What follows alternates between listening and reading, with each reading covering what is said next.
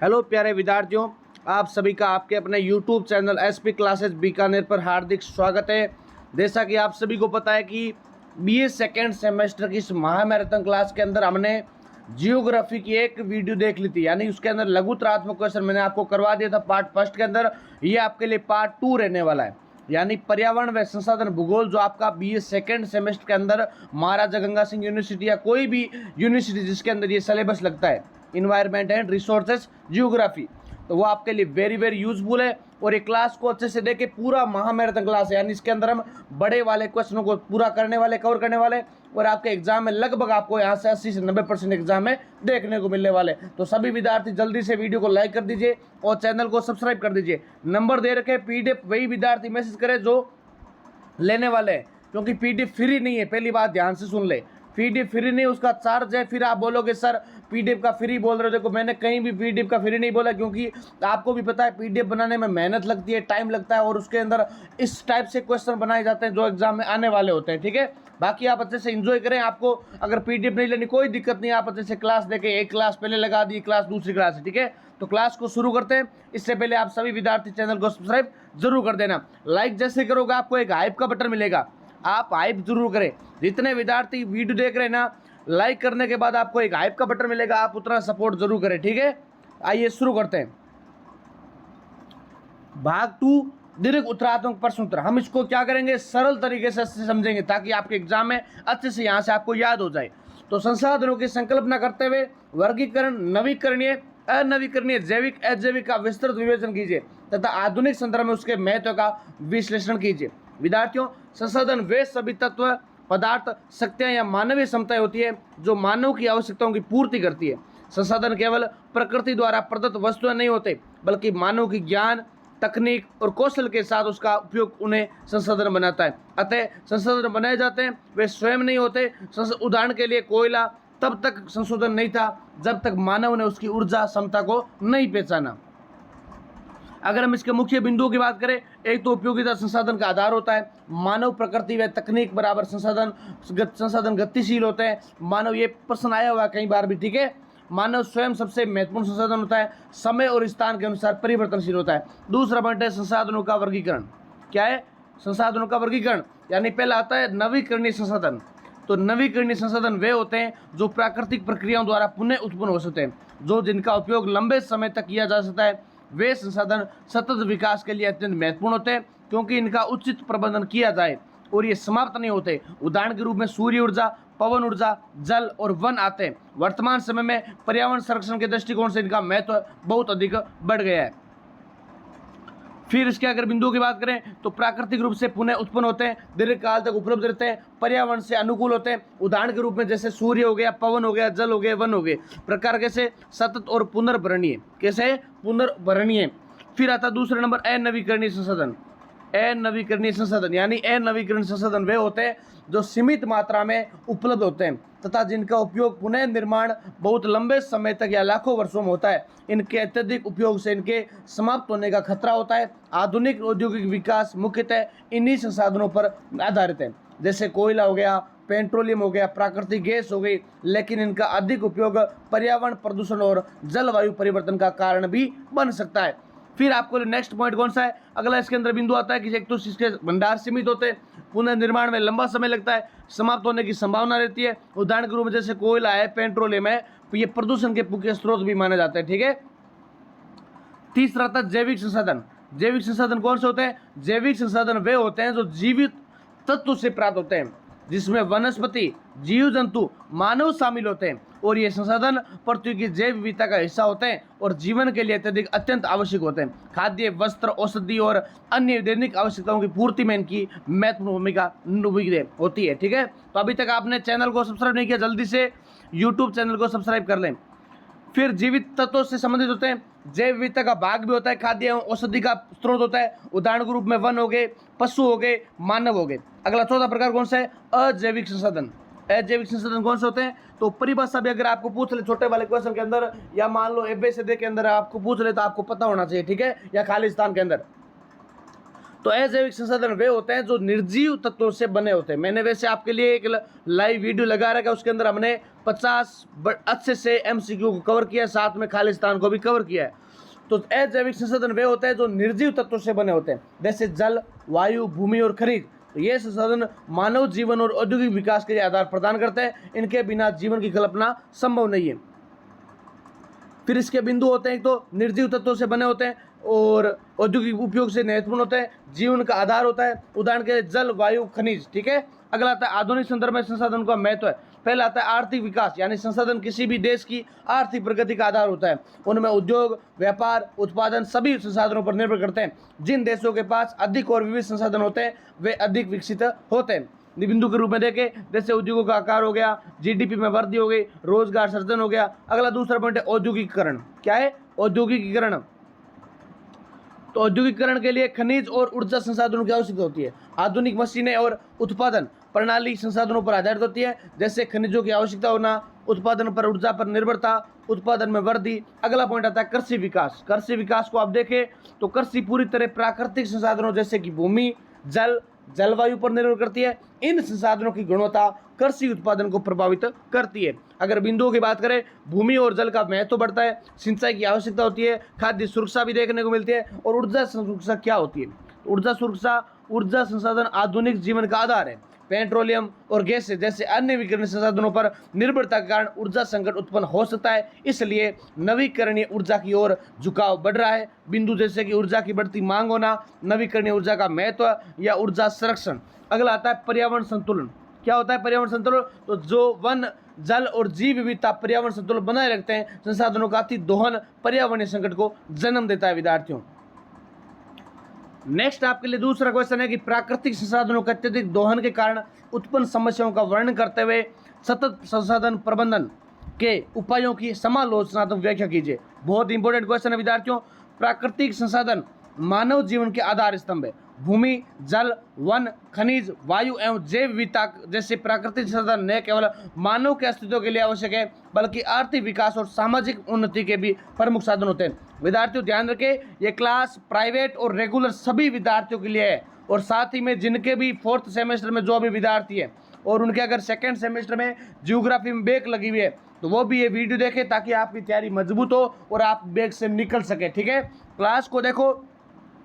मेरा बस सभी विद्यार्थियों से यही कहना है कि आप थोड़ी सी लालच के कारण आप सब्जेक्ट के अंदर ब्रेक लगा लेते हैं, आप उस सब्जेक्ट में पीछे रह जाते हैं। ठीक है, आप PDF नोट्स अगर लेते हैं तो उनसे मेरा ये वादा होता है कि लगभग आपको यहाँ से एग्जाम में क्वेश्चन आते हैं और तैयारी आपकी अच्छी होती है। क्लासेस देखते हैं तो उनसे आपको बेनिफिट 100% होता है। बस आप तो क्या करते हैं कि कोई नहीं ऐसे ही दे के आ जाएंगे, फिर आपके सब्जेक्ट के अंदर B लिख दिया जाएगा, बैग लिख दिया जाएगा, फिर आप उसको लटकते रहोगे। लेकिन ऐसे इतने विद्यार्थी होते हैं जो 6th सेमेस्टर में और उनके अभी 1st और 2nd सेमेस्टर के बैग क्लियर नहीं हुए। उसकी वजह क्या है? वो सोचते हैं आगे और दे देंगे, फिर दोबारा बैग लगा दी जाती है। उसकी वजह यूनिवर्सिटी नहीं होती, हम खुद होते हैं, क्योंकि हमें गलती का एहसास होना चाहिए कि हम तैयारी अच्छी नहीं करते। पेपर जिस हिसाब से आता है हम उसकी तैयारी करके नहीं जाते। तो आप थोड़ा सा अपनी तैयारी को बेहतर बनाए, साथ साथ हम पढ़े, सब चीज़ करनी चाहिए, एंजॉय भी करना चाहिए और तैयारी भी करनी चाहिए।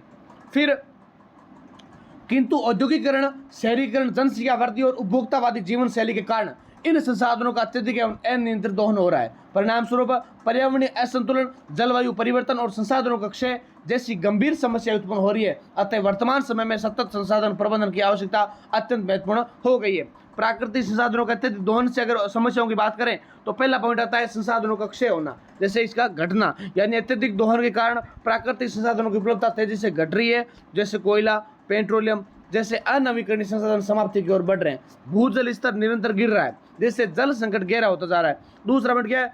पर्यावरणीय असंतुलन। तो पर्यावरणीय असंतुलन कैसे होगा? यानी वनों की कटाई से पारिस्थितिकी तंत्र असंतुलित हो जाता है, जीव जंतुओं के प्राकृतिक आवास नष्ट होते हैं, जिससे जैव विविधता पर खतरा बढ़ रहा है। उसके साथ साथ तीसरा पॉइंट है जलवायु परिवर्तन, क्लाइमेट चेंज, यानी जलवायु परिवर्तन कैसे? अत्यधिक खनन, उद्योग एवं जीवाश्म ईंधन के उपयोग से ग्रीन हाउस गैसों का उत्सर्जन बढ़ रहा है, जिससे ग्लोबल वार्मिंग, तापमान वृद्धि, ग्लेशियर पिघलना और समुद्र स्तर में वृद्धि जैसी समस्या उत्पन्न हो रही है। चौथा पॉइंट है मृदा अपरदन एवं भूमि क्षरण। ये जो मैं आपको पॉइंट्स बता रहा हूँ अच्छे से याद करें, इन पॉइंट्सों के आधार पर आप उत्तर बना के लिखे। जो विद्यार्थी पॉइंट्स के आधार पर उत्तर बनाएगा उनको नंबर भी अच्छे मिलते हैं और पेज भी अच्छे से लिखे जाते हैं। तो पेज तो आपको लगभग 20 से 25 के बीच बढ़ने चाहिए। लगभग मैं बोल रहा हूँ कि आप सब्जेक्ट के पेपर की बात करें, लैंग्वेज के अंदर कम भी होते चलते हैं, बाकी सब्जेक्ट के अंदर 20 से 25 पेज भरा करें। चौथा पॉइंट है मृदा अपरदन एवं भूमि क्षरण, यानी अंधाधुंध कृषि और वनों की कटाई से मिट्टी की उर्वरता घट रही है। मरुस्थलीकरण की प्रक्रिया तेजी हो रही है, जिससे विशेषकर शुष्क क्षेत्रों में। 5 पॉइंट है जल प्रदूषण एवं जल संकट। जल प्रदूषण एवं जल संकट यानी औद्योगिक अपशिष्ट और रासायनिक उर्वरकों के कारण जल स्रोत प्रदूषित हो रहे हैं। पीने योग्य जल की उपलब्धता कम होती जा रही है। वायु प्रदूषण की अगर बात करें, यानी औद्योगिक प्रदूषित गतिविधियों और वाहनों से उत्सर्जित धुएं के कारण वायु गुणवत्ता खराब हो रही है विद्यार्थियों। इससे श्वसन संबंधी रोगों में वृद्धि हो रही है। 7वां पॉइंट है जैव विविधता का ह्रास होना, यानी कमी आनी, यानी अनेक प्रजातियां विलुप्त के कगार पर पहुंच रही है, जैसे पारिस्थितिकी संतुलन में गड़बड़ी उत्पन्न हो रही है। 8वां पॉइंट है सामाजिक आर्थिक समस्या, जिसके अंदर संसाधनों की कमी से गरीबी, बेरोजगारी और विस्थापन जैसी समस्याएं बढ़ती जा रही है। तो संसाधन के लिए संघर्ष और विवाद भी उत्पन्न हो रहा है। अगला पॉइंट है सतत संसाधन प्रबंधन की अवधारणा। सतत संसाधन की प्रबंधन की अवधारणा यानी सतत संसाधन का अर्थ होता है ऐसे तरीकों से संसाधनों का उपयोग करना जिससे वर्तमान पीढ़ी की आवश्यकताएं पूरी हो, परंतु भविष्य की पीढ़ियों की आवश्यकताओं से समझौता न हो। ये अवधारणा पर्यावरण संरक्षण, आर्थिक विकास और सामाजिक समानता के संतुलन पर आधारित होते हैं। नेक्स्ट पॉइंट आपका क्या है? सतत संसाधन प्रबंधन के उपाय, जिसके अंदर पहला पॉइंट आता है संसाधनों का विवेकपूर्ण उपयोग। कैसे करना चाहिए? तो अनावश्यक उपयोग को कम करना चाहिए, ऊर्जा की बचत करना चाहिए, संसाधनों का कुशल उपयोग करना चाहिए। यानी कोई भी संसाधन है, चाहे बिजली की बात करें, चाहे गाड़ी की बात करें, चाहे पेट्रोल की बात करें, कोयला की करें, अपने जितनी जरूरत होती है, आवश्यकता होती है, नीड्स होती है, हमें उतना ही उपयोग करना चाहिए। वैसा नहीं है कि आज अगर हमें को क्या करना है, थोड़ा सा इधर उधर जाना है, यानी किलोमीटर के दायरे में जाता है, हम क्या करते हैं, गाड़ी निकाल लेते हैं, हम बोलते हैं बाइक लेके चले जाएंगे। तो ये क्या होता है? एक प्रकार से ऊर्जा का ह्रास है। फिर दूसरा पॉइंट है नवीकरणीय ऊर्जा संसाधनों का विकास, यानी सौर ऊर्जा, पवन ऊर्जा, जल विद्युत जैसे विकल्पों को बढ़ावा देना। इससे जीवाश्म ईंधनों पर निर्भरता कम रहेगी।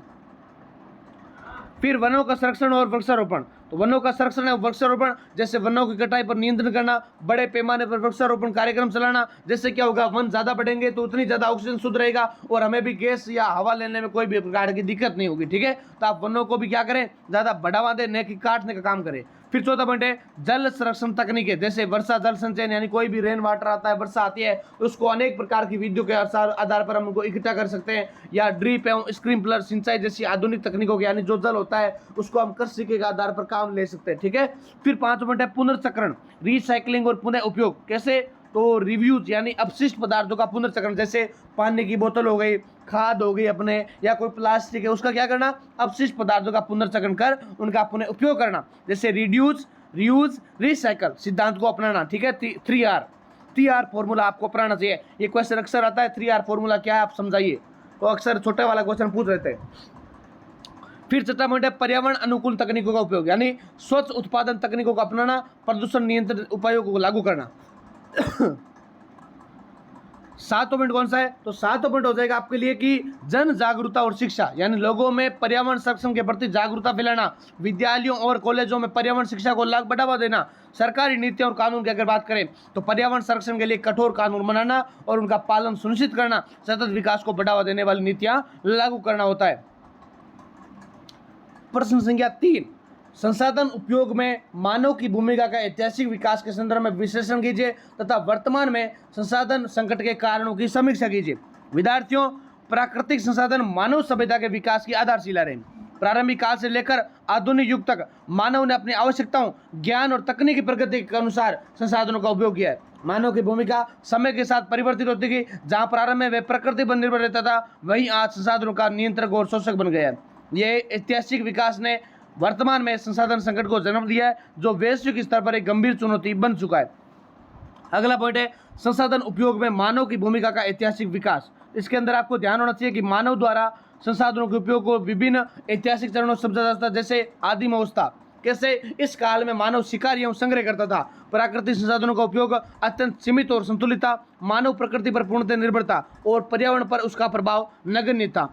फिर दूसरा पॉइंट है कृषि क्रांति, एग्रीकल्चर रिवोल्यूशन। तो इसके अंदर देखते हैं लगभग 10,000 वर्ष पूर्व कृषि का विकास हुआ। मानव ने भूमि, जल और वन संसाधनों का व्यवस्थित उपयोग प्रारंभ किया था। स्थायी निवास और ग्राम व्यवस्था का विकास हुआ। संसाधनों पर मानव का नियंत्रण बढ़ने लगा। तीसरा पॉइंट है धातु युग एवं प्रारंभिक सभ्यताएं, यानी तांबा, कांस्य, लोहे के उपयोग से उत्पादन क्षमता बढ़ती जाती है और सिंचाई व्यवस्था और व्यापार का विस्तार हुआ था।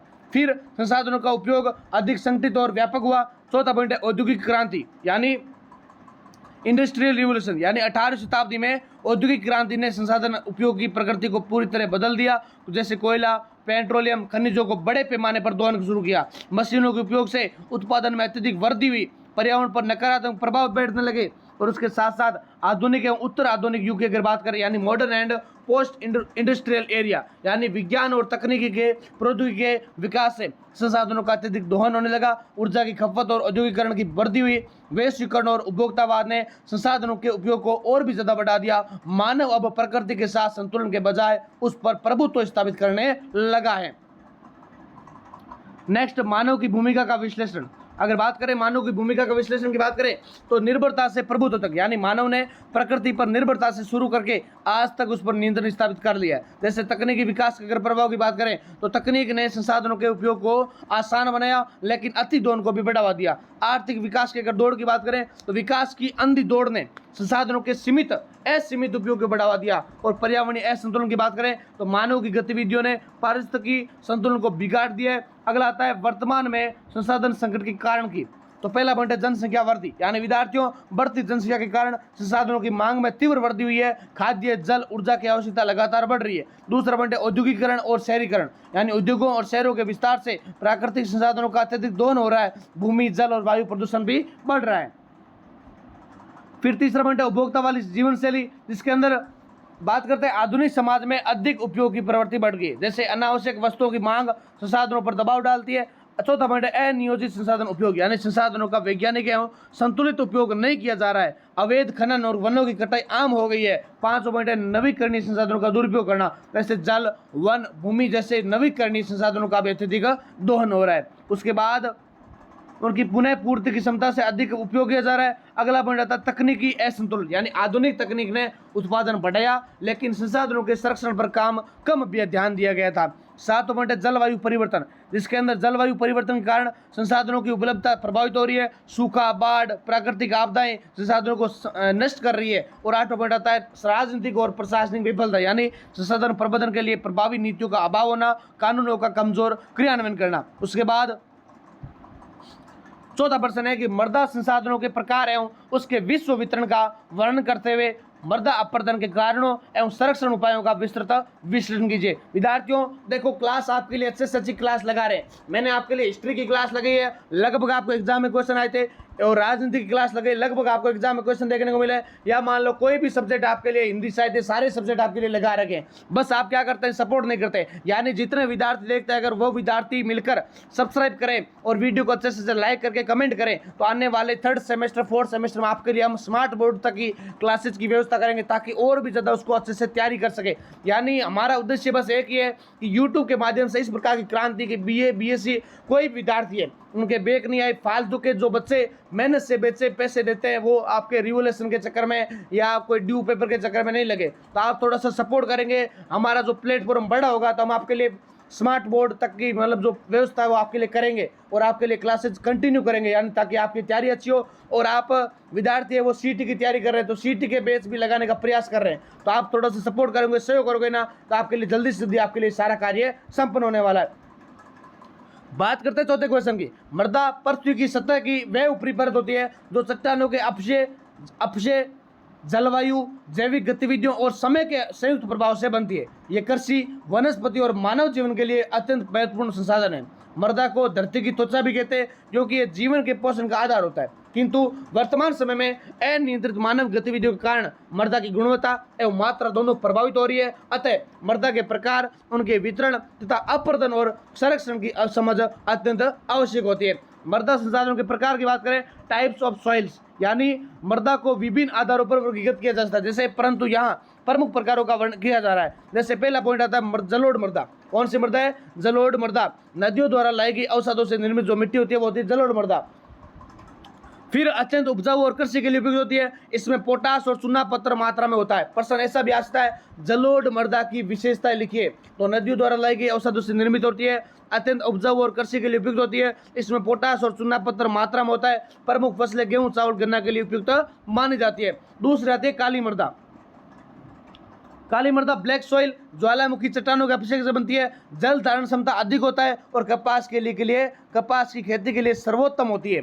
तीसरी प्रजाति है लाल मृदा यानी रेड सॉइल। यानी लो ऑक्साइड की उपस्थिति के कारण लाल रंग होता है, पोषक तत्वों की कमी होती है, परंतु उर्वरता सुधार संभव होती है। क्या होती है? संभव होती है। चौथी मृदा आती है लेटेराइट मृदा, जिसके अंदर हम देखते हैं कि उष्णकटिबंधीय क्षेत्रों में ये मृदा पाई जाती है और अधिक वर्षा के कारण इसमें निर्मित होती है। फिर लो और एल्यूमिनियम की अधिकता होती है इसके अंदर। किसकी होती है? लो और एल्यूमिनियम की। चाय, कॉफी, रबड़ के लिए उपयुक्त होती है। 5 पॉइंट आता है मरुस्थलीय मृदा, मरुस्थलीय डेजर्ट सॉइल यानी शुष्क क्षेत्रों में पाई जाती है, जल की कमी और लवणता की अधिक होती है, सिंचाई से कृषि संभव होते हैं। छठा पॉइंट है पर्वतीय मृदा। पर्वतीय मृदा के अंदर देखते हैं कि पर्वतीय क्षेत्रों में पाई जाती है तो जैविक पदार्थों की अधिकता होती है, बागबानी और वानिकी के लिए उपयुक्त मानी जाती है। फिर आपके लिए 7वां पॉइंट है पीट एवं दलदली मृदा। पीट एवं दलदली मृदा जो कि जल भराव वाले क्षेत्रों में बनती है, जैसे कार्बनिक पदार्थों की अधिकता होती है उसके अंदर। अगला पॉइंट आता है मृदा का विश्व वितरण, ग्लोबल डिस्ट्रीब्यूशन ऑफ सॉइल्स, यानी मृदा का वितरण जलवायु, स्थलाकृति, मूल सेल और जैविक कारकों पर निर्भर करता है। इसके अंदर पहला पॉइंट है उष्णकटिबंधीय क्षेत्र। उष्णकटिबंधीय क्षेत्र यानी लेटेराइट और लाल मृदा प्रमुख होती है, अफ्रीका, दक्षिण अमेरिका और दक्षिण पूर्वी एशिया में व्यापक होती है। अगला दूसरा पॉइंट है समशीतोष्ण क्षेत्र। समशीतोष्ण क्षेत्र जलोढ़ एवं ब्राउन फॉरेस्ट मृदा होती है वहां पर, जिसके अंदर यूरोप आ गया, उत्तरी अमेरिका आ गया, चीन आ गया, ये सब क्षेत्र आते हैं। फिर तीसरा आता है शुष्क एवं अर्ध शुष्क क्षेत्र, जिसके अंदर मरुस्थलीय मृदा, चाहे वो सारा का मरुस्थल है, अरब का मरुस्थल है, ऑस्ट्रेलिया के मरुस्थल होते हैं, ये सब शामिल होते हैं इसके अंदर। चौथा पॉइंट है शीत क्षेत्र, कोल्ड रीजन्स यानी टुंड्रा मृदा, जिसमें जैविक गतिविधि कम होती है, जिसके अंदर साइबेरिया, ग्रीनलैंड होते हैं। अगला आता है 5 नंबर ज्वालामुखी मृदा, जिसके अंदर काली मृदा आ गई, यानी भारत का जो दक्कन का पठार है, ब्राजील है, इटली है, ये सब इसके अंदर शामिल होते हैं। मृदा अपरदन के कारण क्या है? तो मृदा अपरदन का अर्थ होता है, देखो क्वेश्चन यहाँ से भी बन सकता है, ऐसा नहीं है कि बड़ा वाला क्वेश्चन सीधा है, ऐसे भी आ जाता है ना। मृदा अपरदन से आप क्या समझते हैं, उसके कारण की चर्चा कीजिए, ये भी आपके लिए पूरा आया हुआ है प्रश्न। तो मृदा अपरदन का अर्थ होता है कि मृदा की उपजाऊ परत का जल, वायु या अन्य कारकों से, यानी मृदा अपरदन 3 प्रकार से हो सकता है, एक तो जल के द्वारा, एक वायु के द्वारा और एक हवा के द्वारा, हवा के द्वारा, जल के द्वारा, ठीक है, 2 ये हो गए। इसके अंदर क्या होता है कि जब मृदा रेगिस्तान में, धोरों में होती है तो कोई भी आंधी तेज आती है और अपने द्वारा हवा के साथ साथ में जो वहाँ की मिट्टी ले जाती है, वो होता है मृदा अपरदन, एक जगह से दूसरी जगह जाना, परत का सिरकना। या जल आता है जब बहुत ज़्यादा तेज वर्षा आती है या मान लो बाढ़ आ जाती है, वहाँ से क्या होती है फिर मृदा खिसकने लगती है, वो होता है मृदा अपरदन। बात करें प्राकृतिक कारण की, पहला होता है जल अपरदन, यानी वर्षा और बहते जल से मृदा का घटाव होना, नदियों के किनारे का सरल होना। दूसरा होता है वायु अपरदन, विंड इरोशन, यानी शुष्क क्षेत्रों में तेज हवाओं द्वारा मृदा को उठा, जैसे जैसलमेर हो गया, अपने बाड़मेर हो गया, यहाँ पे क्या होती है, ये उड़ती रहती है। तीसरा होता है हिमनदी, ये भी आपको ध्यान होना चाहिए। तीसरा होता है हिमनदियों के द्वारा, जहाँ से ऊपर बर्फ की सीलें आती है या जो तेज गति से पानी आता है ठंडा ना, वहाँ से क्या होता है, हिमनदी क्या करते हैं, एक गति से मृदा को हटा देते हैं। मानवीय कारण के अंदर आता है एक तो वनों की कटाई, यानी अगर वृक्षों की जड़ों की अनुपस्थिति में मृदा ढीली हो जाती है, अगर हम वनों को ज़्यादा काटेंगे ना तो भी क्या होता है, मृदा अपरदन होता है। दूसरा अत्यधिक कृषि, यानी लगातार खेती से क्या करता है, मृदा की उर्वरता घटती जाती है। तीसरा होता है अति चराई, यानी पशु द्वारा वनस्पति नष्ट होने से मृदा उजागर हो जाती है। चौथा पॉइंट है खनन एवं निर्माण कार्य, यानी भूमि की संरचना में परिवर्तन होना, अनियोजित सिंचाई, जल भराव और लवणता की समस्या।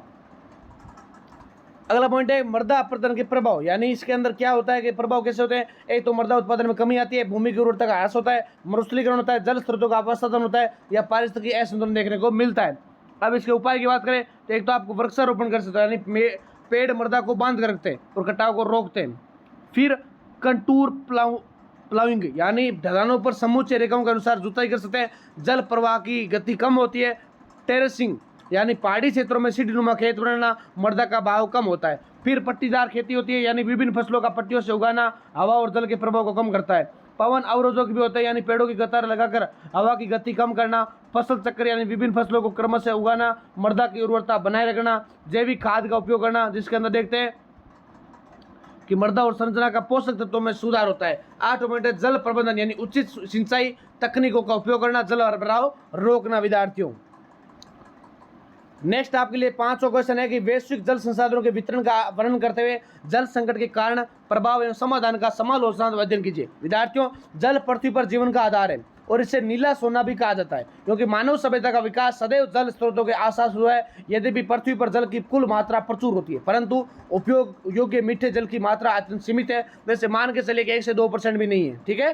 फिर वर्तमान समय में जनसंख्या वृद्धि, औद्योगिकरण और जल के दुरुपयोग के कारण जल संकट वैश्विक समस्या बन चुका है। अतः जल संसाधनों के वितरण संकट के कारणों प्रभावों एवं समाधान का समग्र आवश्यक है। तो बात करते हैं जल संसाधनों का वितरण। देखो यहाँ से डाटा दिया हुआ है पूरा, अच्छे से ध्यान से आपको देखना है एक पॉइंट्स। यानी पृथ्वी पर कुल जल का वितरण असमान है और पृथ्वी के कुल जल का लगभग 97% भाग खारे जल का यानी महासागरों में होता है, जो प्रत्यक्ष उपयोग के लिए नहीं होता है। शेष जो 3% है वो मीठा जल है, जिसमें भी क्या है लगभग 68 से 70% हिमनदों एवं हिमाच्छादित क्षेत्रों में बंद है। बाकी रहा 30% यानी अपने पास तो 1% से भी कम जल है जो भूजल के रूप में यानी पीने के लिए है। ठीक है, फिर मात्र 0.3% जल नदियों, झीलों, वायुमंडल में उपलब्ध है, जो मानव उपयोग के लिए मुख्य स्रोत है। अगला पॉइंट है, ये प्रश्न एबीसीडी के रूप में आए तो ध्यान रखा, गलत मत करना। ठीक है, आपको डाटा मैं बता रहा हूँ। भौगोलिक असमानता दूसरा पॉइंट है, तो अधिक जल वाले क्षेत्र जैसे अमेजन बेसिन दक्षिण अमेरिका, कांगो बेसिन अफ्रीका, दक्षिण पूर्वी एशिया, यहाँ अधिक वर्षा होती है और जल संसाधन प्रचुर होते हैं। जल की कमी वाले क्षेत्र जिसके अंदर मध्य पूर्व, उत्तर अफ्रीका, ऑस्ट्रेलिया के कुछ भाग, यहाँ वर्षा कम होती है, वाष्पीकरण अधिक होता है। मौसमी असमानता जिसके अंदर मानसून क्षेत्र जैसे भारत में वर्षा का वितरण असमान और मौसमी होता है। इस प्रकार जल का वितरण न केवल मात्रा में नहीं बल्कि स्थान और समय दोनों के आधार पर असंतुलित होता है। फिर जल संकट के कारण क्या है, तो जनसंख्या वृद्धि। पहला पॉइंट आपको ध्यान होना चाहिए, जनसंख्या वृद्धि यानी बढ़ती जनसंख्या के कारण जल की मांग तेजी से बढ़ रही है। घरेलू उपयोग, कृषि और उद्योग के लिए अधिक जल की आवश्यकता होती है, जिससे उपलब्ध संसाधनों पर दबाव पड़ता है।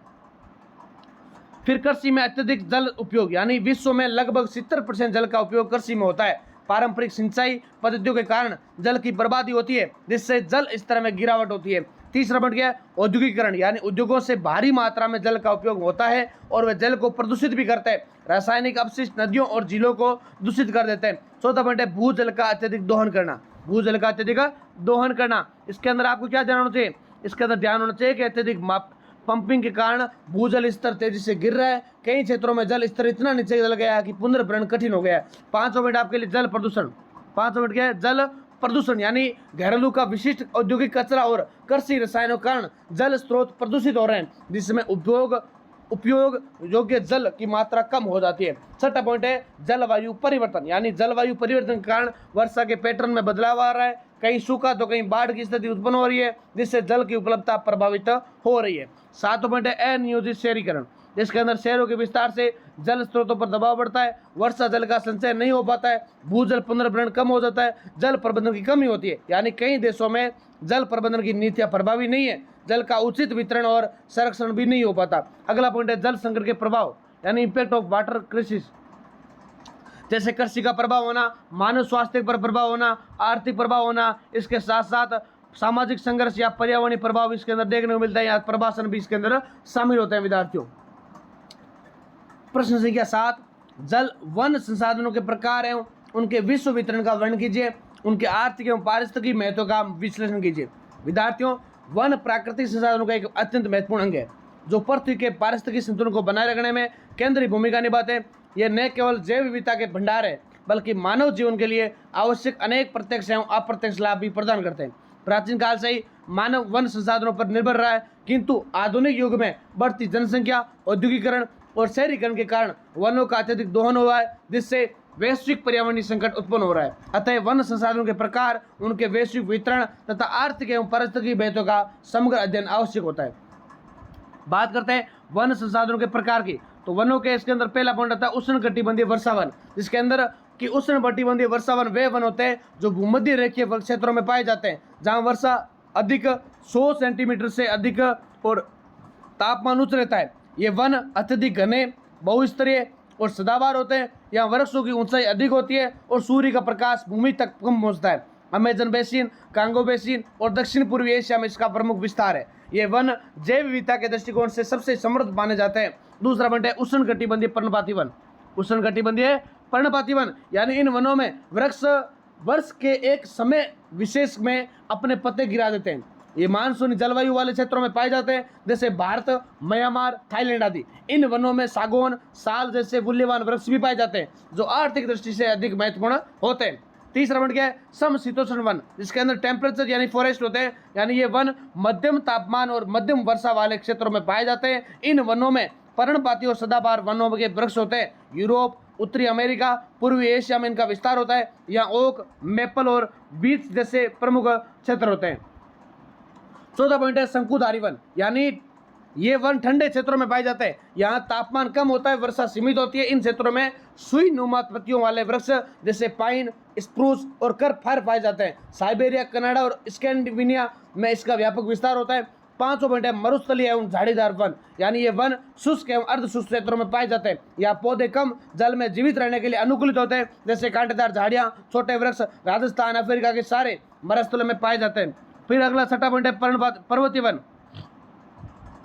ये वन पर्वतीय क्षेत्रों में ऊंचाई के अनुसार बदलते हैं, जिसलिए निचले भागों में पर्णपाती वन और ऊंचाई में शंकुधारी वन पाए जाते हैं। हिमालय, एंडीज और रॉकी पर्वतों में इसका विस्तार होता है। अगला 8 पॉइंट है तो आपके लिए वनों का विश्व वितरण, यानी उष्णकटिबंधीय अगर वन की बात करें तो वो पाए जाते हैं अमेजन, दक्षिण अमेरिका, कांगो, अफ्रीका, इंडोनेशिया। यहाँ विश्व के सबसे घने और जैव विविधता से भरपूर वन पाए जाते हैं। दूसरा पॉइंट है समशीतोष्ण वन, यानी यूरोप, उत्तरी अमेरिका, चीन। यहाँ मिश्रित और पर्णपाती वन पाए जाते हैं। शीत क्षेत्र बोरियल टाइगा की बात करें, रूस, कनाडा, नॉर्वे, यहाँ शंकुधारी वनों का प्रमुख होता है। फिर शुष्क क्षेत्रों के अंदर अफ्रीका, ऑस्ट्रेलिया और भारत के कुछ भाग होते हैं, जहाँ झाड़ीदार और कांटेदार वन पाए जाते हैं। फिर बात करते हैं वन संसाधनों का आर्थिक महत्व।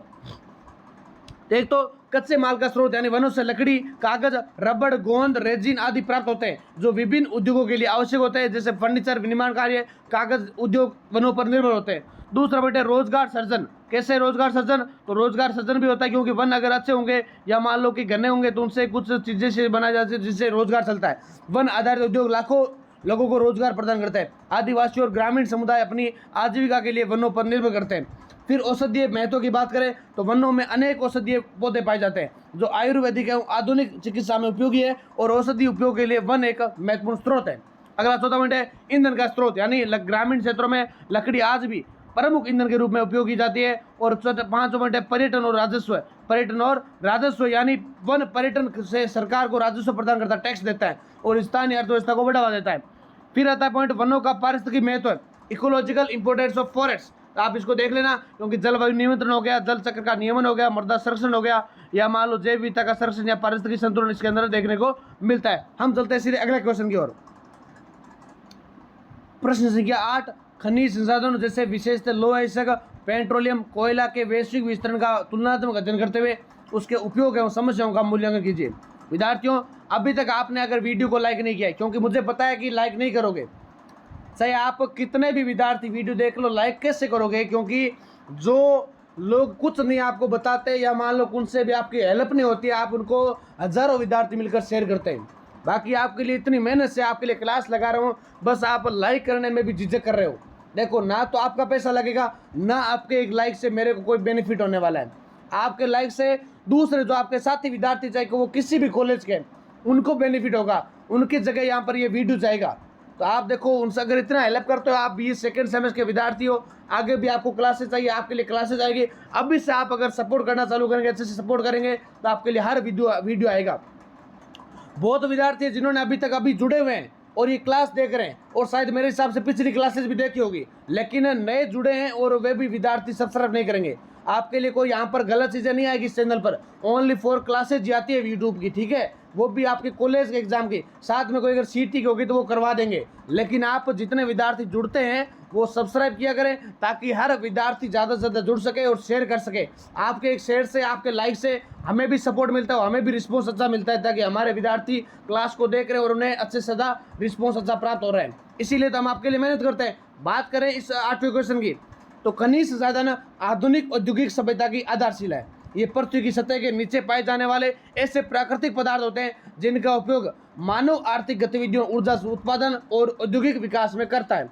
लौह अयस्क, पेट्रोलियम और कोयला 3 प्रमुख खनिज संसाधन हैं जो वैश्विक अर्थव्यवस्था में अत्यंत महत्वपूर्ण स्थान रखते हैं। इनका वितरण पृथ्वी पर असमान है, जिससे वैश्विक शक्ति संतुलन और आर्थिक विकास प्रभावित होता है। अतः इनके वितरण, उपयोग और इनसे जुड़ी समस्याओं का अध्ययन आवश्यक होता है। खनिज संसाधनों का वैश्विक वितरण की अगर बात करें तो खनिज संसाधनों का वितरण भूगर्भीय संरचना, चट्टानों के प्रकार और प्लेट विवर्तनिक पर निर्भर करता है। ये वितरण अत्यंत असमान है, जिनसे कुछ देश संसाधनों से समृद्ध होते हैं जबकि अन्य देश इन पर निर्भर करते हैं।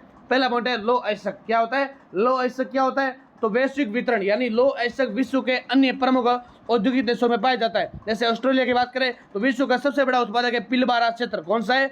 पिलबारा क्षेत्र, ध्यान रख लेना। ब्राजील की बात करें तो उच्च गुणवत्ता वाला लौह अयस्क है काराजास क्षेत्र। कौन सा है? काराजास क्षेत्र। चाइना की बात करें, चाइना के उच्च उत्पादन वाला या परंतु गुणवत्ता अपेक्षाकृत कम है, वहां पर भारत में झारखंड हो गया, उड़ीसा हो गया, छत्तीसगढ़ हो गया, ये प्रमुख क्षेत्र है। रूस और यूक्रेन भी बड़े इसके भंडार माने जाते हैं। फिर इसकी विशेषता देखें तो लौह अयस्क का वितरण मुख्यतः प्राचीन चट्टानी क्षेत्रों में पाया जाता है। उच्च गुणवत्ता वाले भंडार सीमित होते हैं। फिर दूसरा पॉइंट है पेट्रोलियम। तो पेट्रोलियम वैश्विक वितरण पर्यावरण का वितरण मुख्यतः औषधि बेसिनों में पाया जाता है, जिसके अंदर मध्य पूर्व, सऊदी अरब, ईरान, इराक, कुवैत विश्व के सबसे बड़े भंडार है। रूस, साइबेरिया क्षेत्र, संयुक्त राज्य अमेरिका, टेक्सास, अलास्का, वेनेजुएला भारी तेल भंडार है। भारत में असम, बॉम्बे हाई हो गया। ठीक है, विशेषता पेट्रोलियम का वितरण अत्यंत असमान है, विश्व की ऊर्जा आपूर्ति का प्रमुख स्रोत होता है। फिर आपके लिए तीसरा पॉइंट है कोयला। कोयला की क्या ध्यान रखना है कि कोयला वैश्विक वितरण में इसके अंदर कार्बोनिफेरस युग की जो चट्टानें होती है, इसके अंदर चाइना में विश्व का सबसे बड़ा उत्पादक है, और संयुक्त राज्य अमेरिका अपलाचियन क्षेत्र, भारत का झारखंड, पश्चिम बंगाल, उड़ीसा और वैसे राजस्थान में भी पाए जाते हैं। लिग्नाइट कोयला है वो जो अपने पलायन क्षेत्र में बीकानेर में होता है, और ऑस्ट्रेलिया निर्यात में अग्रणी है। रूस और जर्मनी बड़े भंडार है। ठीक है, उसके बाद विशेषताएं अपेक्षाकृत व्यापक होता है। आप तुलना आप थोड़ा सा आप खुद देख लेना। ठीक है, हम चलते सीधे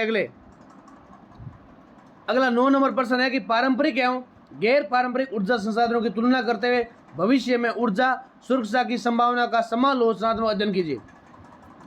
ऊर्जा किसी भी राष्ट्र के आर्थिक विकास, औद्योगिकरण और सामाजिक प्रगति का मूल आधार है।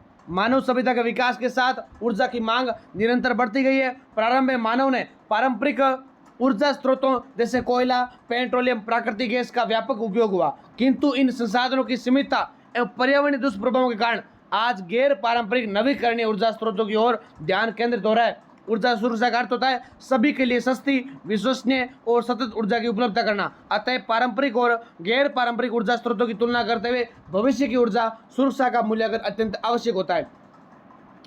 बात करें पारंपरिक ऊर्जा स्रोत की, संसाधनों की, तो जिसके अंदर पारंपरिक ऊर्जा स्रोत वे होते हैं जिनका उपयोग लंबे समय से किया जा रहा है और जो मुख्यतः जीवाश्म ईंधनों पर आधारित होते हैं, जैसे कोयला हो गया, पेट्रोलियम हो गया, पेट्रोलियम प्राकृतिक गैस हो गई, जल विद्युत हो गया, ये सब माने जाते हैं। इसकी विशेषता क्या है? एक तो उच्च ऊर्जा घनत्व होता है, व्यापक उपयोग होता है, स्थापित अवसंरचना होती है, उत्पादन एवं वितरण की विकसित तकनीक होती है। सीमाओं की बात करें तो अनवीकरणीय, पर्यावरणीय प्रदूषण, कार्बन उत्सर्जन होता है, यानी उसके अंदर कार्बन जो भी होते हैं, ठीक है, पर्यावरणीय इन्वायरमेंट के आधार पर क्या होता है? उत्सर्जन करता है। फिर संसाधनों का असमान वितरण भी होता है। जैसे आपने देखा होगा कोई भी क्षेत्र होता है, ठीक है, तो सभी के अंदर समान वितरण नहीं होते। जैसे अपने राजस्थान की बात करें तो राजस्थान के अंदर वर्षा कम होती है, कई क्षेत्रों में अधिक होती है। राजस्थान के अंदर बात करें जैसलमेर में, बीकानेर में, जोधपुर में, यहाँ पर वर्षा कम होती है, साथ ही में वहाँ पर झालावाड़ में, बांसवाड़ा में वर्षा अधिक होती है। तो हर संसाधनों का वितरण क्या होता है? असमान होता है। ठीक है, कहीं पर कोयला अधिक होता है तो कहीं पर कोयला नहीं होता, कहीं पर पेट्रोलियम अधिक है तो कहीं पर पेट्रोलियम नहीं है। ठीक है, आपको ध्यान होना चाहिए। ये ऊर्जा स्रोत अपेक्षाकृत गए हैं तो नवीकरणीय ऊर्जा स्रोत जिसके अंदर आता है गैर पारंपरिक ऊर्जा संसाधन की बात करें तो सौर ऊर्जा, पवन ऊर्जा, बायोगैस और ज्वारीय ऊर्जा, भूतापीय ऊर्जा शामिल होते हैं। इसकी विशेषता क्या है? एक तो वैसे हमने छोटा वाला क्वेश्चन देख लिया था, इसका नवीकरणीय और अक्षय होता है, ये पर्यावरण के अनुकूल होते हैं, कम प्रदूषण होता है, स्थानीय स्तर पर उपलब्ध होते हैं, और उसके साथ साथ सीमाएं होती है इसकी कि एक तो पारंपरिक लागत अधिक होती है और तकनीकी चुनौतियां होती है, अनियमितता जैसे सौर और पवन ऊर्जा का निर्भरता होता है। फिर बात करते हैं तुलनात्मक आधार क्या है पारंपरिक ऊर्जा और गैर पारंपरिक ऊर्जा। प्रकृति अनवीकरणीय, इसकी नवीकरणीय। पर्यावरण प्रभाव, इसका अधिक प्रदूषण है, पारंपरिक का इसका कम प्रदूषण है। उपलब्धता सीमित है, इसकी लगभग असीमित है। लागत प्रारंभ से कम है, दीर्घकाल से अधिक है, प्रारंभ में अधिक है, दीर्घकाल में कम है। तकनीक परिपक्व है, इसकी विकासशील है, स्थिरता कम अधिक होगी। ठीक है, फिर आता पॉइंट अगला, नेक्स्ट पॉइंट है कि ऊर्जा सुरक्षा की अवधारणा, यानी ऊर्जा सुरक्षा का तात्पर्य है कि ऊर्जा की निरंतर उपलब्धता, सस्ती कीमत पर ऊर्जा की आपूर्ति, पर्यावरण दृष्टि से सुरक्षित ऊर्जा, राजनीतिक और जो आर्थिक जोखिमों से मुक्त आपूर्ति। ठीक है, आज के वैश्विक परिप्रेक्ष्य में ऊर्जा सुरक्षा का रणनीतिक मुद्दा बन गया है। अगला प्रश्न है 10 नंबर, पारिस्थितिकी के सिद्धांत एवं घटकों का वर्णन करते हुए ऊर्जा प्रवाह एवं पोषण स्तर में व्याख्या कीजिए। तो पारिस्थितिकी जीवों और उनके पर्यावरण के बीच पारस्परिक संबंधों का अध्ययन है। ये विज्ञान हमें ये समझने में सहायता करता है कि जीवधारी अपने आसपास के भौतिक, अजैविक और जैविक कारकों के साथ किस प्रकार अंतःक्रिया करते हैं। आज के समय में पर्यावरणीय संकटों जैसे जलवायु परिवर्तन, जैव विविधता ह्रास और प्रदूषण को समझने के लिए पारिस्थितिकी के सिद्धांतों का ज्ञान अत्यंत आवश्यक होता है। पारिस्थितिकी के प्रमुख सिद्धांत कौन से? इसके अंदर आता है, पहला पॉइंट आता है पारस्परिक निर्भरता, यानी प्रत्येक जीव अपने अस्तित्व के लिए अन्य जीवों और पर्यावरण पर निर्भर करता है। कोई भी जीव अकेले जीवित नहीं रह सकता। खाद्य श्रृंखला और खाद्य जाल इस श्रृंखला में निर्भरता करता है। आपने ये पढ़ा होगा छोटी क्लासों के अंदर या बीए के अंदर, 12th के अंदर, 10th के अंदर, साथ ही में बीए के अंदर भी आपके लिए टॉपिक है ये। ऊर्जा का प्रवाह भी होता है, एनर्जी फ्लो, यानी ऊर्जा का प्रवाह एक दिशीय होता है, एक दिशीय होता है, यानी अर्थात ऊर्जा सूर्य से उत्पादकों तक और फिर उपभोक्ताओं तक जाती है लेकिन पुनः वापस नहीं आती।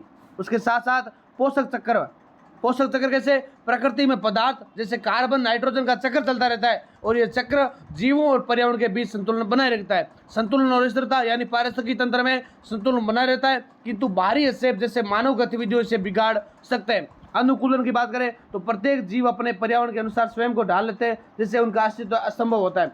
पारिस्थितिकी के घटक कौन से? तो अजैविक घटक, ये क्वेश्चन अलग से आ सकता है, ठीक है, लघु उत्तरात्मक क्वेश्चन में। पारिस्थितिकी घटक कौन कौन से? इकोसिस्टम के तो एक दो घटकों से मिलकर बनता है, एक होता है अजैविक घटक और एक होता है जैविक घटक। अजैविक के अंदर कौन से आते हैं? ये निर्जीव होते हैं जिसके अंदर जल, वायु, प्रकाश, तापमान, मृदा, ये सभी कारक जीवों के जीवन को प्रभावित करते हैं, जीवों के जीवन को प्रभावित करते हैं। जबकि जैविक घटक की बात करें तो ये होता है उत्पादक, क्या होता है? प्रोड्यूसर, जैसे हरे पौधे हो गए, शैवाल हो गए, ये प्रकाश संश्लेषण द्वारा भोजन बनाते हैं। उपभोक्ता की बात करें शाकाहारी जैसे गाय, हिरण, मांसाहारी जैसे शेर, बाघ, सर्वाहारी जैसे मानव। अपघटक की बात करें तो बैक्टीरिया और फंगस होते हैं, मृत जीवों को विघटित कर पोषक तत्वों को पुनः पर्यावरण में मिलाते हैं। ऊर्जा प्रवाह क्या है? तो ऊर्जा प्रवाह, ऊर्जा का मुख्य स्रोत है सूर्य। क्या है? सूर्य, यानी सूर्य से ऊर्जा उत्पादकों पौधों को प्राप्त होती है और उत्पादक इस ऊर्जा को रासायनिक ऊर्जा में परिवर्तित करते हैं। ये खाद्य ऊर्जा श्रृंखला के माध्यम से उपभोक्ता तक पहुंचती है। ऊर्जा प्रवाह की विशेषताओं की बात करें विद्यार्थियों तो इसके अंदर ऊर्जा का प्रवाह एक दिशीय होता है। प्रत्येक स्तर पर ऊर्जा का कुछ भाग ऊष्मा के रूप में नष्ट होता है। लगभग 10% ऊर्जा अगले स्तर तक पहुंचती है, 10% का नियम। पोषक स्तर, जिसके अंदर प्रथम स्तर होता है जो हरे पौधे सूर्य ऊर्जा को भोजन में बदल देते हैं। उसके साथ साथ द्वितीय पोषण स्तर के अंदर शाकाहारी जीव आते हैं, पौधों को खाते हैं। तृतीय स्तर के अंदर मांसाहारी जीव होते हैं जो शाकाहारी को खाते हैं। चतुर्थ स्तर आता है जिसके अंदर शीर्ष अधिकारी यानी जैसे शेर, बाघ होते हैं। अब घटक यानी सभी स्तरों पर मृत जीवों को विघटित करते हैं। फिर आता है खाद्य श्रृंखला एवं खाद्य जाल। खाद्य श्रृंखला एवं खाद्य जाल, यानी खाद्य श्रृंखला ऊर्जा के प्रवाह का सीधा मार्ग है और खाद्य जाल विभिन्न खाद्य श्रृंखलाओं का जाल जो अधिक स्थिरता प्रदान करता है। समालोचन विश्लेषण की अगर बात करें तो पारिस्थितिकी तंत्र का संतुलन अत्यंत नाजुक होता है। मानव गतिविधि जैसे वनों की कटाई, प्रदूषण और जलवायु परिवर्तन इस संतुलन को बिगाड़ रही है। ऊर्जा प्रवाह में बाधा आने से संपूर्ण पारिस्थितिकी तंत्र प्रभावित होता है। जैव विविधता का संरक्षण पारिस्थितिकी संतुलन के लिए अनिवार्य माना जाता है। विद्यार्थियों कमेंट सेक्शन में बताइए कभी आप क्लास कहाँ से देख रहे हैं, आपका गांव कौन सा, आपका जिला कौन सा है और आप किस कॉलेज के विद्यार्थी हैं, आप जरूर बताएं जो कि हमें भी पता चलेगा हमारे आसपास कौन कौन से विद्यार्थी है। यानी जो 5 किलोमीटर 10 किलोमीटर के, आप सभी को पता होगा कि हमारा गांव कौन सा है। तो नौका तहसील के अंदर हम निवास करते हैं, यानी आपके लिए अच्छी शिक्षा आपके लिए उपलब्ध करवा रहे हैं ताकि कोई भी विद्यार्थी किसी के बैक नहीं लगे। ठीक है विद्यार्थियों, तो आप अच्छे से वीडियो को देखा करें। चलते हैं हम नेक्स्ट क्वेश्चन की ओर।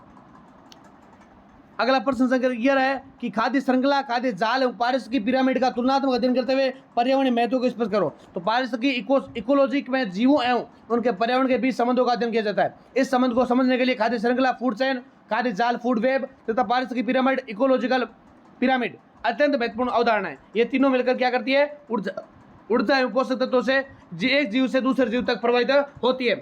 अगला पहला पॉइंट है खाद्य श्रृंखला। क्या है फूड चेन? तो परिभाषा की बात करें कि खाद्य श्रृंखला वे सरल एवं रैखिक क्रम है जिसमें एक जीव दूसरे जीव को खाकर ऊर्जा प्राप्त करता है। ये उत्पादकों से शुरू होकर उपभोक्ताओं और अंत में अपघटकों तक जाती है। इसका प्रकार कैसा है? तो चराई खाद्य श्रृंखला, तो घास, शाकाहारी, मांसाहारी। उदाहरण के रूप में घास हिरण है, यानी घास कौन खाता है? घास कौन खाता है? शाकाहारी का अपने घास खाता है, ठीक है। शाकाहारी और मांसाहारी हिरण हो गए या मान लो शेर हो गए, ठीक है। शेर तो हो गया मांसाहारी, हिरण हो गया शाकाहारी और घास हो गई, ठीक है। फिर अपघटित घास खाद्य श्रृंखला यानी मृत कार्बनिक पदार्थ जिसके अंदर अपघटक और उपभोक्ता यानी केंचुआ, पक्षी ये होता है, ठीक है। पत्तियां हैं वो केंचुआ खाता है और केंचुआ को कौन खाता है? पक्षी खाता है, ठीक है। फिर विशेषता ये सरल और सीधी होती है। उसके साथ साथ ऊर्जा का प्रवाह एक दिशा में होता है। प्रत्येक स्तर को ट्रैफिक स्तर कहते हैं। फिर खाद्य जाल क्या है, तो परिभाषा, खाद्य जाल कई खाद्य श्रृंखलाओं का गतिशील नेतृत्व होता है जिसमें एक जीव से अधिक जीवों को खाता है और स्वयं भी कई जीवों द्वारा खाया जाता है। जैसे घास, हिरण, शेर, घास, खरगोश, लोमड़ी, इन दोनों श्रृंखलाओं को मिलकर एक नया नेटवर्क बनता है और जिसे खाद्य जाल कहते हैं। ठीक है, विशेषताएं, ये जटिल एवं बहुआयामी होती है। एक जीव अपने ट्रैफिक स्तरों पर भाग लेता है, पारिस्थितिक तंत्र को अधिक स्थिर बनाता है। पारिस्थितिक पिरामिड क्या होता है, तो आप इसको देख लीजिए, बाकी हम चलते हैं सीधे अगले क्वेश्चन की ओर। यानी पारिस्थितिक पिरामिड विभिन्न ट्रैफिकों स्तरों पर ऊर्जा, संख्या या जैव भार का ग्राफिकल प्रतिनिधित्व करता है। संख्या का पिरामिड यानी प्रत्येक स्तर पर जीवों की संख्या दर्शाता है, कभी कभी उल्टा भी हो सकता है।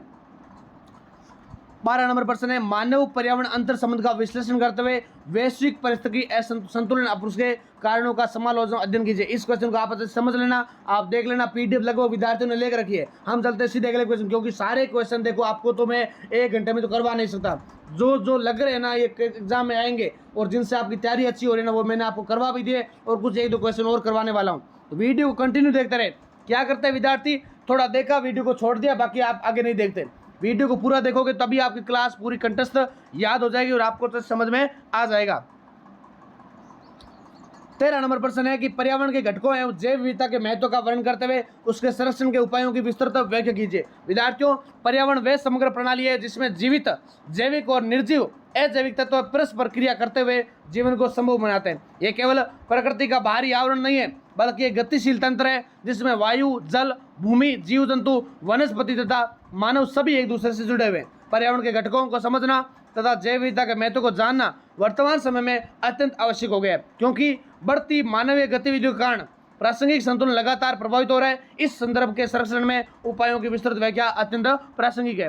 पहला पॉइंट है कि पर्यावरण के घटकों को मुख्यतः 2 भागों में विभाजित किया गया। जैसे एक तो होता है जैविक और एक होता है अजैविक। तो जैविक घटकों में सभी प्राणी जीवित होते हैं, जैसे मनुष्य हो गया, पशु हो गया, पक्षी हो गया, सूक्ष्म जीव, वनस्पतियां, ये सभी पारिस्थितिक तंत्र के सक्रिय भाग होते हैं और ऊर्जा के प्रवाह एवं पोषक तत्वों के चक्रण में महत्वपूर्ण भूमिका निभाते हैं। उदाहरण के रूप में पौधे उत्पादक के रूप में कार्य करते हैं, सूर्य के प्रकाश की सहायता से भोजन बनाते हैं, शाकाहारी और मांसाहारी जैव उपभोक्ता होते हैं, जबकि जीवाणु और फफूंद अपघटक के रूप में कार्य करते हैं और ये मृत जीवित पदार्थों को विघटित कर पुनः मिट्टी में बदल जाते हैं और इस प्रकार जैविक घटक पारिस्थितिक संतुलन बनाए रखने में अत्यंत महत्वपूर्ण माने जाते हैं। दूसरा होता है अजैविक घटकों में सभी जो होता है निर्जीव होते हैं। क्या होता है? निर्जीव होते हैं, जो जीवन के लिए आवश्यक होते हैं, जैसे वायु, जल, तापमान, मिट्टी। क्योंकि आप सभी को पता है कि हमारे लिए कितने निर्जीव तत्व आवश्यक है। अगर वायु नहीं होगी तो हम जीवित नहीं रह सकते, अगर जल नहीं होगा तो हमारा दिन एक भी निकलना मुश्किल हो जाता है और इस गर्मी के अंदर आपको अगर 1 घंटा भी पानी नहीं मिलता ना तो आप सोचते हो कि क्या हो गया। ठीक है, फिर तापमान भी जरूरी है, टेम्परेचर, कभी सर्दी, कभी गर्मी, कभी हवा, कभी वर्षा, सब जरूरी है।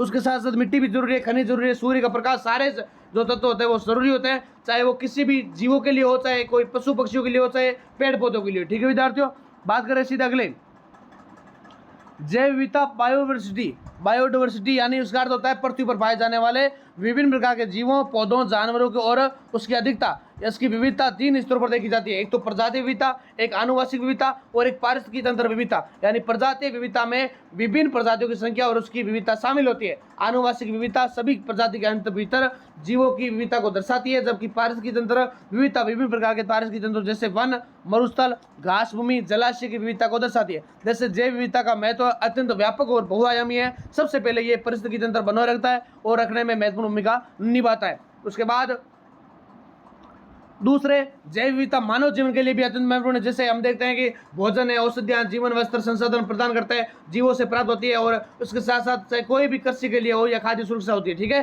तीसरा जैव में क्या होता है? संतुलन, जलवायु संतुलन बनाए रखने में सहायक होती है। कैसे? तो वन और समुद्री परिस्थिति जो तंत्र होता है वो कार्बन डाइऑक्साइड को अवशोषित करके जलवायु परिवर्तन को नियंत्रित करने में मदद करते हैं। उसके अलावा जैव विविधता मिट्टी की उर्वरता बनाए रखने में, जल चक्र को नियंत्रित करने में, प्राकृतिक आपदाओं के प्रभाव को करने में सहायक होती है। चौथा, जैव विविधता का प्राकृतिक और सौंदर्यात्मक महत्व भी होता है। कैसे कि विभिन्न संस्कृतियों परंपराओं में प्रकृति और जीव जंतुओं का विशेष महत्व होता है। प्राकृतिक सौंदर्य को मानसिक शांति और आनंद प्रदान करने के लिए महत्वपूर्ण होता है। हालांकि वर्तमान समय में जैव विविधता गंभीर समस्या का सामना कर रही है। इसके परिणाम स्वरूप कटाई, वन कटाई हो गई, प्रदूषण हो गया, जलवायु परिवर्तन हो गया, शहरीकरण हो गया, औद्योगिकरण हो गया, ये सब इसका दोहन होता है, इसके अंदर शामिल होता है और ये क्या करता है? पर्यावरण पारिस्थितिक तंत्र को संतुलन बिगाड़ रहा है विद्यार्थियों।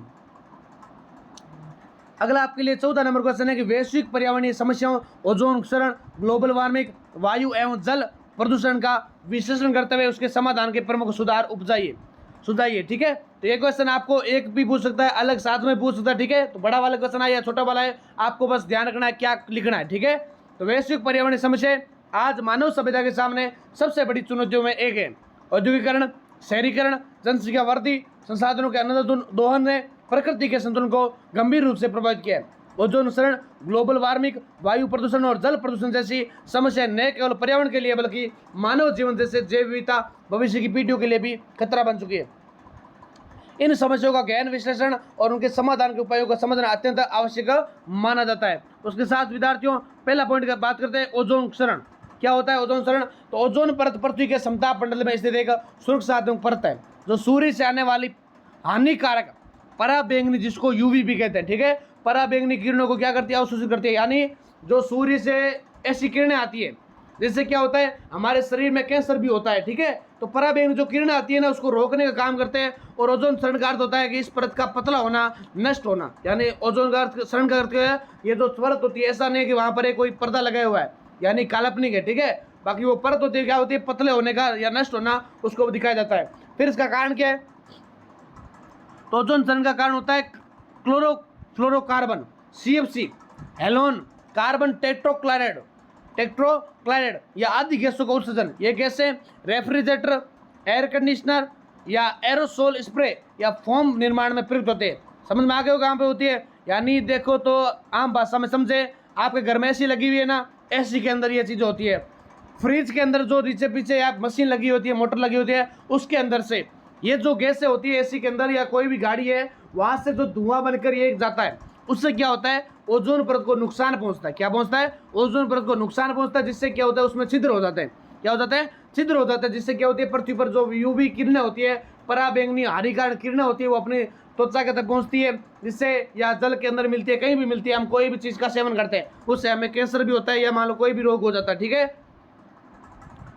फिर इसका प्रभाव क्या है? तो प्रभाव मैंने वैसे आपको समझा दिया, बाकी देख लो आप। ओजोन क्षरण के कारण पृथ्वी पर अधिक यूवी किरणें पहुंचती है, जिससे त्वचा कैंसर, आंखों की बीमारियां जैसे मोतियाबिंद, प्रतिरक्षा तंत्र कमजोर होता है। इसके अलावा ये समुद्री जीवों, फसलों और पारिस्थितिकी तंत्र को नुकसान करती है। समाधान क्या है इसका? समाधान यही है कि ओजोन क्षरण को रोकने के लिए अंतर्राष्ट्रीय स्तर पर प्रयास किए गए, जैसे मॉन्ट्रियल प्रोटोकॉल। क्वेश्चन पूछा गया है, बहुत बार आता है, मॉन्ट्रियल प्रोटोकॉल का संबंध किससे? ओजोन परत से, ठीक है।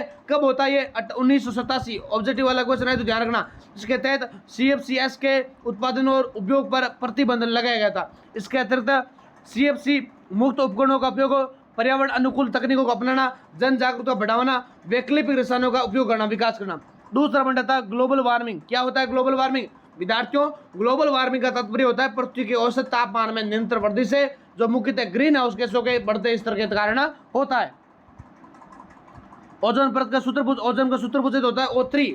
क्या होता है? O3, ठीक है। मुख्य ग्रीन हाउस गैसों में carbon dioxide CO2, methane CH4, nitrous oxide N2O आदि शामिल होते हैं। इसके बढ़ने के प्रमुख कारण होते हैं, एक तो जीवाश्म ईंधनों जैसे कोयला, पेट्रोलियम का अधिक उपयोग करना, वनों की कटाई करना, औद्योगिक गतिविधियां, परिवहन साधनों की वृद्धि होना। इसका प्रभाव क्या है? इसका प्रभाव होता है ग्लोबल वार्मिंग परिणाम स्वरूप जलवायु परिवर्तन होता है, जैसे ग्लेशियर बढ़ते हैं। क्या बढ़ते हैं? ग्लेशियर पिघलते हैं। फिर ग्लोबल वार्मिंग के समाधान क्या है? तो इसके अगर समाधान की बात करें तो ग्लोबल वार्मिंग को नियंत्रित करने के लिए निम्न उपाय किए जा सकते हैं, जैसे नवीकरणीय ऊर्जा स्रोत यानी सौर, पवन का उपयोग करना, और ऊर्जा संरक्षण हो गया, वनीकरण और पुनः वनीकरण हो गया, इलेक्ट्रिक वाहनों का उपयोग हो गया, अंतर्राष्ट्रीय समझौते जैसे पेरिस समझौता 2015 का पालन हो गया। तो फिर आता है वायु प्रदूषण। वायु प्रदूषण, एयर पोल्यूशन, यानी वायु प्रदूषण का अर्थ होता है वायुमंडल में हानिकारक गैसों, धूल कणों, धुएं की अधिक मात्रा का होना, ये सब पाया जाता है। फिर विद्यार्थियों, इसके कारण क्या है? तो औद्योगिक उत्सर्जन हो गया, वाहन प्रदूषण हो गया, कृषि में रासायनिक उर्वरकों का उपयोग हो गया, निर्माण कार्य और धूल या जीवाश्म ईंधनों का जलना। इसके प्रभाव की बात करें तो वायु प्रदूषण से श्वसन संबंधी रोग जैसे अस्थमा, ब्रोंकाइटिस या हृदय रोग, फेफड़ों का कैंसर आदि इसके अंदर शामिल होता है। ये बच्चों और बुजुर्गों के लिए विशेष रूप से खतरनाक होता है। इसके अलावा ये अम्ल वर्षा, एसिड रेन का कारण बनता है, जो फसलों एवं वनों को नुकसान पहुंचाती है।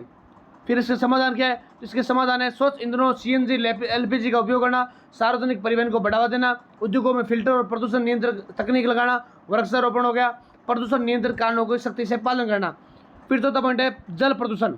क्या है? जल प्रदूषण, यानी जल प्रदूषण तब होता है जब नदियों, झीलों, समुद्र और भूजल में हानिकारक पदार्थ पाए हैं, जैसे कारण औद्योगिक अपशिष्ट हो गए, घरेलू सीवेज हो गए, कृषि में रसायनों का उपयोग हो गया, कीटनाशक उर्वरक हो गए, प्लास्टिक और कचरा, जेल, तेल, रिसाव इसके अंदर शामिल होते हैं। फिर इसके प्रभाव की बात करें तो जल प्रदूषण से पीने का पानी दूषित होता है, जिससे हैजा, टाइफाइड जैसी बीमारियां होती है और ये जलीय जीवों को भी प्रभावित करता है और पारिस्थितिक संतुलन बिगड़ता है। समाधान: अपशिष्ट जलों का शोधन करना, प्लास्टिक का कम उपयोग करना, जैविक खेती को बढ़ावा देना, जल संरक्षण, औद्योगिक कचरे के उचित निपटान की अर्थव्यवस्था करना। विद्यार्थियों, अगला आपके लिए 15 नंबर प्रश्न है कि सतत विकास की संकल्पना को स्पष्ट करते हुए अंतर्राष्ट्रीय पर्यावरणीय समझौतों जैसे क्योटो प्रोटोकॉल, पेरिस समझौता, एजेंडा 21 इसकी भूमिका का मूल्यांकन कीजिए। तो 21वीं सदी में मानव विकास की सबसे बड़ी चुनौती ये थी कि आर्थिक प्रगति, सामाजिक न्याय, पर्यावरण संरक्षण के बीच संतुलन कैसे स्थापित किया जाए। तो औद्योगिकरण और वैश्वीकरण के कारण प्राकृतिक संसाधनों का अत्यधिक दोहन हो गया और जिससे वायु, जलवायु परिवर्तन, जैव विविधता ह्रास और प्रदूषण जैसी समस्याएं गंभीर रूप से धारण कर चुकी है। इन समस्याओं के समाधान के रूप में सतत विकास की अवधारणा सामने आई, जो वर्तमान और भविष्य की पीढ़ियों के बीच संतुलन स्थापित करने का प्रयास करती है। इस दिशा में अंतर्राष्ट्रीय स्तर पर कई महत्वपूर्ण समझौते हुए, जैसे क्योटो प्रोटोकॉल हो गया, पेरिस समझौता, एजेंडा 21 क्या होता है, अलग अलग हम इसको समझने का प्रयास करेंगे। पहला पॉइंट है सतत विकास की संकल्पना, यानी सतत विकास का होता है ऐसा विकास जो वर्तमान पीढ़ी की आवश्यकताओं को पूरा करे लेकिन भविष्य की पीढ़ियों की आवश्यकताओं में समझौता न करे। यह अवधारणा 1987 में ब्रेटलैंड आयोग की रिपोर्ट और कॉमन फ्यूचर में प्रस्तुत की गई है। उसके साथ साथ सतत विकास के आयाम क्या है, तो आर्थिक आयाम हो गए। सामाजिक आर्थिक विकास के अंदर क्या होता है, अंधाधुंध दोहन पर अत्यधिक नहीं होना चाहिए। समानता, न्याय, गरीबी उन्मूलन सतत विकास के प्रमुख तत्व होते हैं। विकास के लाभ समाज के वर्गों तक पहुंचने चाहिए। पर्यावरणीय आयाम होने चाहिए। प्राकृतिक संसाधनों का संरक्षण होना चाहिए, जिसके अंदर सतत विकास सिद्धांत आते हैं।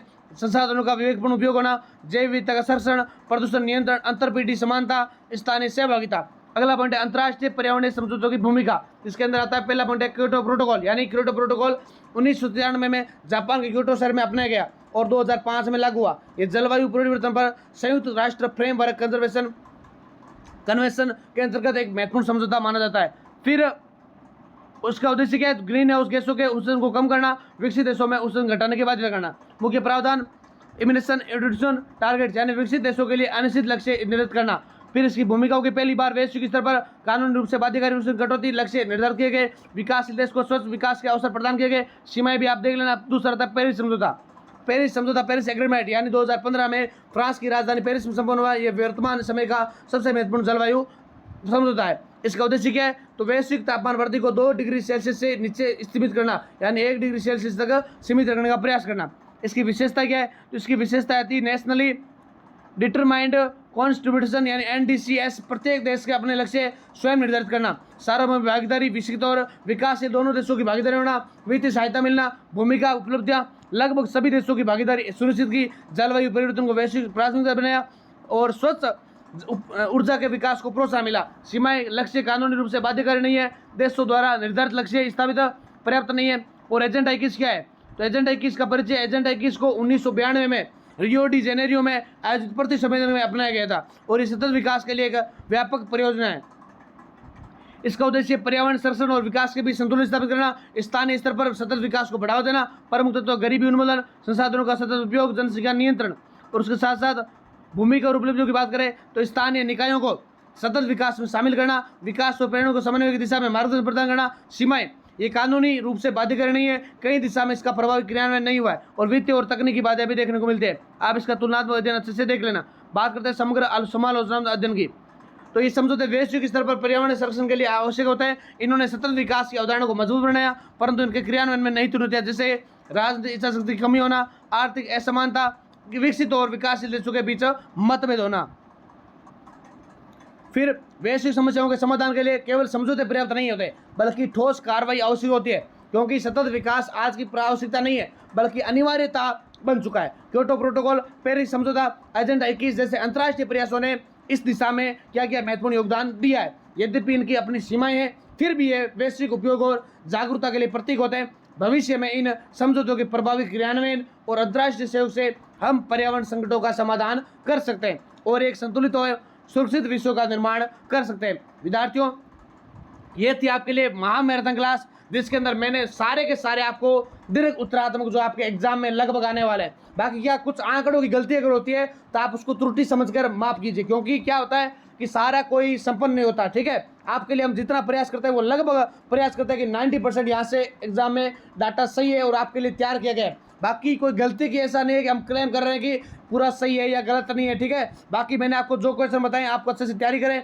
मैंने आपके लिए जियोग्राफी के 3 वीडियो लगा रखे हैं, तीनों वीडियो की प्ले लिस्ट है।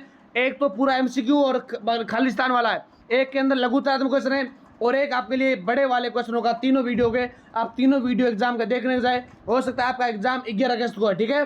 तो विद्यार्थी अच्छे से वीडियो को देखें, वीडियो को उन सभी विद्यार्थियों तक जो भी जियोग्राफी के सब्जेक्ट है, लगभग सारे विद्यार्थियों को जियोग्राफी सब्जेक्ट होता है, तो आप सारे विद्यार्थी शेयर करें। साथ ही में आप बताएं कि आपको क्लास कैसी लगी, कमेंट सेक्शन में बताएं। साथ ही में शेयर करें, लाइक करें और हाइप का बटन जरूर दबाएं। विद्यार्थियों गैस पेपर के लिए आप व्हाट्सएप चैनल ज्वाइन कर लेना, ताकि डिस्क्रिप्शन के अंदर जो लिंक डाल रखी है ना, वहाँ से आपको व्हाट्सएप चैनल गैस पेपर मिल जाएगा। इसी के साथ जय हिंद, जय भारत, ऑल द बेस्ट। इसी के साथ ऑल द बेस्ट।